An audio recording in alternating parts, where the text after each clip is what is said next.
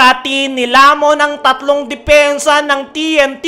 Bagsak si Troy Rosario sa siko ni Ganuelas Roser. Lumipad naman si Japet Aguilar. Bakbakang Barangay Ginebra kontra TNT Tropang Giga. So, first quarter nga mga chong. Unang puntos ay manggagaling sa split free throw ni Troy. Maagang 8-2 nating run ang ipinamalas ng Barangay Ginebra. Aggressive Stephen Holt to the basket. 5 points naman manggagaling kay Jamie Malonzo kasama ang 3-point shot na ito.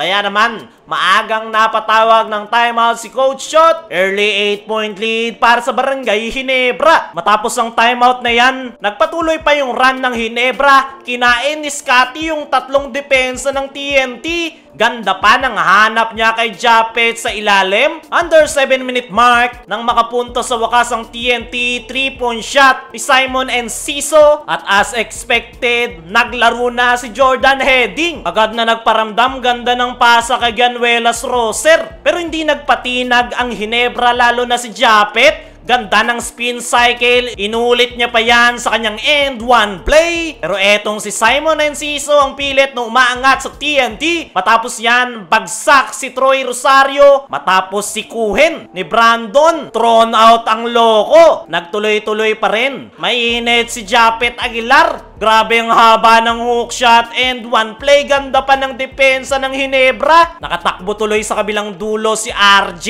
Panaka-naka lang yung opensa ng TNT Tropang Giga. Kabaliktaran sa Ginebra, maaga nilang nakuha ang kanilang game redeem. RJ nagsisimulang magpainit sa 3-point area. Kaya natapos ang first quarter 30-11. 19-point lead para sa Barangay Ginebra. Pagpasok ng second quarter, ganda ng execution ng triangle offense ng Ginebra. Easy basket kay Jason David. Nagbaon naman ng much needed 3-point shot itong si Kelly Williams. Palitan na ng puntos ang dalawang kupunan sa unang mga minuto. Pupunto si RR Pugoy para sa TNT. Pero sasagutin nga yan netong si RJ sa 3-point area. Minira ng naitala ng TNT. Kelly Williams at RR Pugoy ang bumubuhat sa kanilang kupunan. Pero lamang pa rin ng 20 ang Barangay Ginebra. Ganto lang naman kamalas ang TNT. Tutukan na, sablay pa rin. Samantalang ang Ginebra, nilusutan lang ni Pinto yung depensa ng TNT.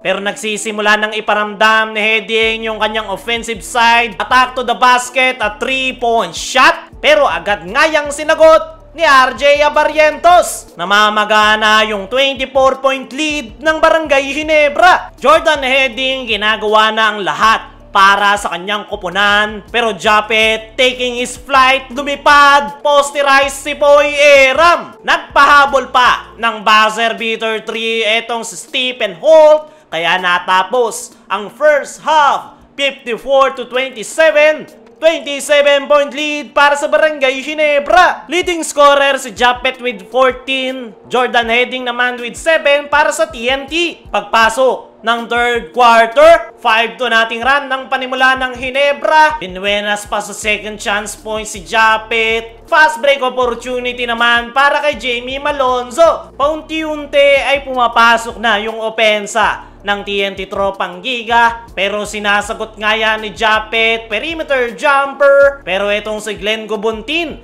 pilit na inaangat ang kanyang kupunan. 5 straight points ba naman ang kanyang itinala. Pero counter run ang sagot dyan ng Ginebra. Long 2 ni Troy. Power move naman kay Scotty sa ilalim. Timeout ang TNT. 65-36. 29-point lead para sa Barangay Ginebra. Jamie Malonzo, bumabalik na talaga yung laro. Ang bilis, athletic to the basket. Jordan Heading, pinapakita yung mga kaya niyang may contribute sa TNT. Pero napatawag pa rin ng timeout si Coach Shot. 68-43. 25-point lead para sa Barangay Ginebra. Ganda ng pinapakitang depensa ng kupunan ni Coach Team. Easy basket kay RJ.